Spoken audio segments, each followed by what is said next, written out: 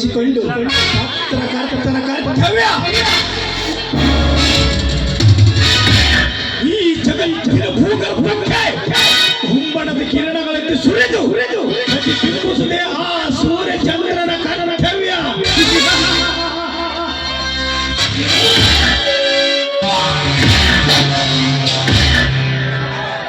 ಈ ಹಳ್ಳಿಯ ಬಡವರ ಬಾಳಿಗೆ ಕಪಿಲವನ್ನು ಬಾಣ ಹೂಡಿ ಎಂಬ ಬಿರಗಾಳಿಯಿಂದ ಅವರ ಆಸ್ತಿ ಮನೆಗಳನ್ನು ಎತ್ತಿ ಹೊಡೆದು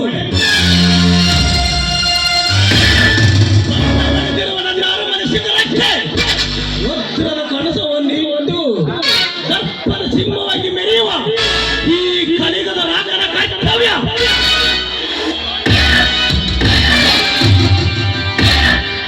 ಈ ಕಲಿಗದ ಪುಣ್ಯ ಶ್ರೀಮಂತರು ದರ್ಪಕ್ಕೆ ಸೋತು ನೆಲೆಯಿಲ್ಲದ ಭಿಕ್ಷಕರಾಗಿ ಬಾಳುತ್ತಾರೆ ಆ ಬಡ ಸುರೇಶನ ತಮ್ಮಂದಿರು.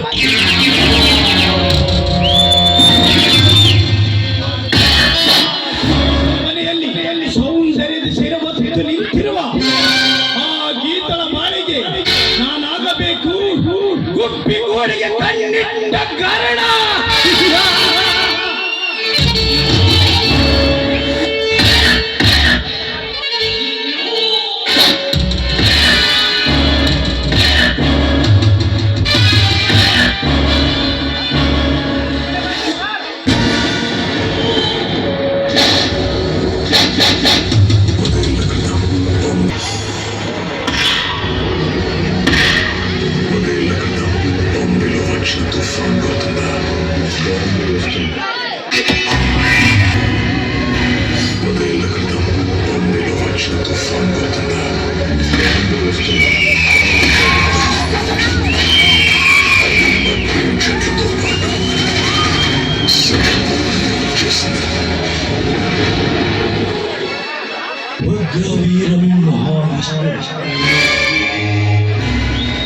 ಜ್ವಾಲಾಂತಂ ಸರ್ವತೋಮುಖಂ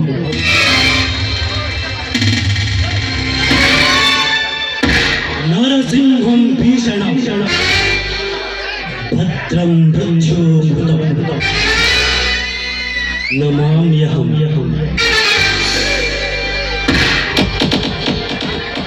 ನೀನು ಕಥಜಪನ హరవని కుక్కలుండవు విమర్శించిన నోరు ఉండదు.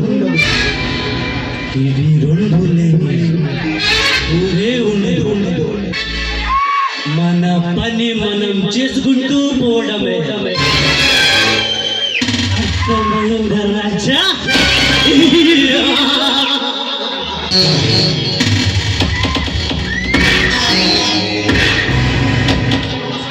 ನಮಸ್ಕಾರ ಶ್ರೀಮಂತ. ಬ್ಲೂಟೂತ್ ಚಿಮ್ಮದಿಂದ ಉಂಟು.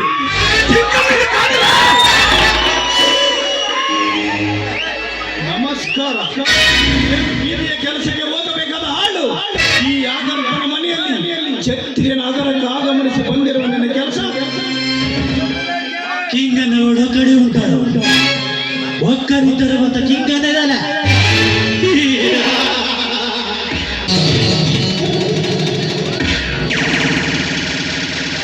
ಮಹತ್ವವಾದ ಕೆಲಸವಿದೆ ಶ್ರೀಮಂತರೇ.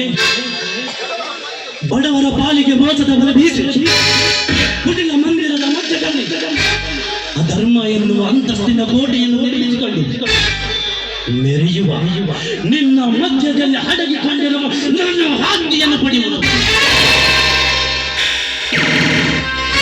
ಆಸ್ತಿ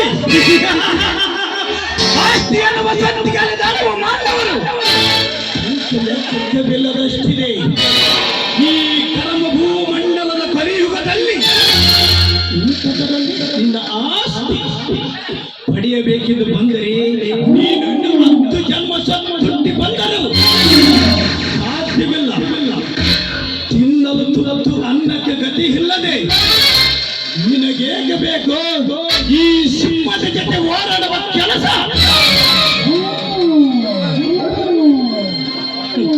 ಸಿಂಹದ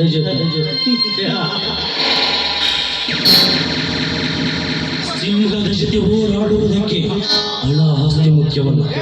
ಹೃದಯದಲ್ಲಿ ಧೈರ್ಯವಿದ್ದರೆ ನಿಮ್ಮಿಂದ 10 ಸಿಂಹಗಳನ್ನು ಗೆಲ್ಲಬಹುದು. ತಂದೆಗೆ ಸಂಚಿನ ಸುಳಿ ಸುತ್ತಿ ನನ್ನ ತಂದೆಯ ಹೆಸರಿಗೆ ಇರಬೇಕಾದ ಆಸ್ತಿಯನ್ನು ನಿನ್ನ ಹೆಸರಿಗೆ ಬರೆಸಿಕೊಂಡಿರಿದೆಯಲ್ಲ, ಅದನ್ನು ಸುಮ್ಮನೆ ಬಿಟ್ಟುಬಿಟ್ಟರೆ ಸರಿ. ಇಲ್ಲವೆಂದರೆ ನಮ್ಮಿಬ್ಬರ ನಡುವೆ ವೈರತ್ವದ ಸೇಡು ಪ್ರಾರಂಭಗೊಳ್ಳಬೇಕಾಗುತ್ತದೆ. ಎಚ್ಚರಿಕೆ. ತಿಳಿದು ತಿನ್ನುವ ನಾಯಿ, ನೀನು ನನಗೆ ಎದುರಾಗಿ ನಿಂತು ಮಾತನಾಡುವುದಕ್ಕೆ ಈ ಜಗತ್ತನ್ನೇ ಸೃಷ್ಟಿಸಿದ ಆ ಬ್ರಹ್ಮನಿಂದಲೂ ಸಾಧ್ಯವಿಲ್ಲವೆಂದ ಮೇಲೆ ಯಥೋಚಿತ ನರಬಡವನ ಮಡಿಲಲ್ಲಿ ಜನ್ಮವೆತ್ತಿ ಬಂದಿರುವ ಬೀದಿಗೆ ಚೆಲ್ಲಿದ ಅನ್ನವನ್ನು ತಿಂದು ಬದುಕುವ ನಾಯಿ, ನೀನು ನನಗೆ ಎಚ್ಚರಿಕೆಯನ್ನು ಶಬ್ದವನ್ನು ಬೊಗಳದೇನೋ ಕತ್ತೆ. ನಾನು ಯಾರು? ಈ ಹಳ್ಳಿಯ ಹಾಗರ್ಭ ಶ್ರೀಮಂತ, ಈ ಕಲಿಕದ ಕುಬೇರ.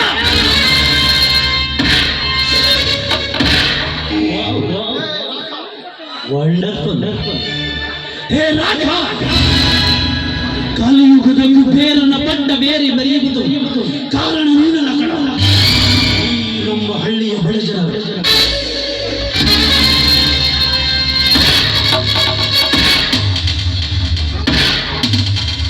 ನಿಮ್ಮಂತ ಮೂರ್ಖ ಶ್ರೀಮಂತರನ್ನು ಕಷ್ಟ ಬಂದಾಗ ಕಾಪಾಡುವ ನಮ್ಮ ಪಾಲಿನ ದೇವರೆಂದು ನಂಬಿರುವ ಅವರ ಪಾಲಿಗೆ ಕರ್ಮ ಎನ್ನುವ ಹಗ್ಗವನ್ನು ನಡೆದು ಅಧರ್ಮ ಎನ್ನುವ ಕಗ್ಗಂಟಿನಿಂದ ಕಟ್ಟಿ ಅವರ ಆಸ್ತಿ ಮನೆಗಳನ್ನು ಎತ್ತಿ ಹೊಡೆದು ಎಂಜಲು ಹಲ್ಲಕ್ಕೆ ಆಸೆ ಬಿದ್ದು ನಾಯಿಯಂತೆ ಹದ್ದು ಮೀರಿ ಬಗಳಿದೆಯೇನೋ ಮೂರ್ಖ. ಎಲ್ಲೋ ನಾಗರಾಜ, ಈ ಕೆಂಗಟ ಸಿಂಹದ ಮಧ್ಯದಲ್ಲಿ ನಿಂತು ಬಾಲವಿಲ್ಲದ ನಾಯಿಯಂತೆ ಬಗಡಿ ಬಾಲ ಗೂಡಿಸಿಕೊಂಡು ಹೋಗುವುದಕ್ಕಿಂತ ಮುಂಚೆ ಒಂದು ದಾರಿಯಲ್ಲಿ ಹಿಡಿದು ಹೊರಟು ಹೋಗು.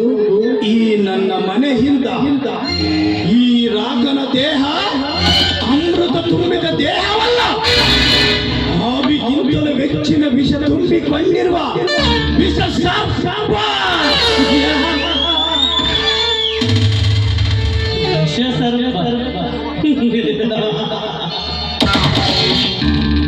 ನಿಮ್ಮಂತ ವಿಷ ಸರ್ಪಗಳ ಬೆದರಿಕೆಯ ಮಾತುಗಳಿಗೆ ಕಂಡು ನಾನಲ್ಲ.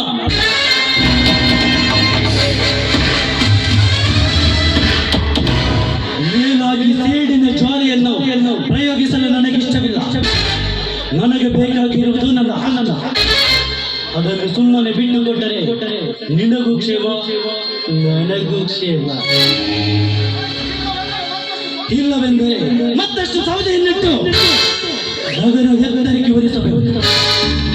ಈ ಎರಡರಲ್ಲಿ ಒಂದು ಮಾತು ಒಪ್ಪಿಕೊಳ್ಳಬಲ್ಲೆಯಾ? ಇಲ್ಲ, ದರ್ಪದ ಜಂಬ ಕಚ್ಚಿಕೊಳ್ಳುವ ಸರ್ಪವು ನಿನ್ನಾದರೆ ನತ್ತಿ ಸೀಳುವ ರಣ ಹದ್ದು ನಾನಾಗಬೇಕಾಗುತ್ತದೆ.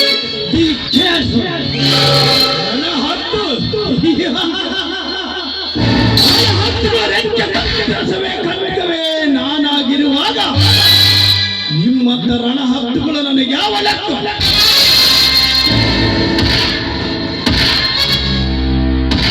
ಆಸ್ತಿಯನ್ನು ದೊಕ್ಕಿಸಿಕೊಂಡಿರುವ ನಾನು ಅದನ್ನು ದಾನಕ್ರಿಯವಾಗಿ ಪಡೆದು ತಂದಿರುವ ಆಸ್ತಿ ಅಲ್ಲ. ನಿನ್ನ ತಂದೆಗೆ ಆಸ್ತಿಯನ್ನು ಅಗಲದಷ್ಟು ಹಣದ ನೋಟುಗಳು ಚೆಲ್ಲಿ ನಿನ್ನ ತಂದೆ ಕಷ್ಟದ ಕಡಲಲ್ಲಿ ಬಿದ್ದು ತುಡಲಾಡುವ ಸಮಯದಲ್ಲಿ ನಿನ್ನ ತಂದೆಗೆ ಸಹಾಯ ಮಾಡಲು ಸಾಲವನ್ನು ತೀರಿಸದೆ ತನ್ನ ಹೆಸರಿಗಿರಬೇಕಾದ ಆಸ್ತಿಯನ್ನು ನನ್ನ ಹೆಸರಿಗೆ ಬರೆಸಿಕೊಟ್ಟಿರುವ ಈ ಅಗ್ರಿಮೆಂಟ್ ಕರಾರು ಪತ್ರಿಕೆ ಬೇಕಾದರೆ ಓದಿ.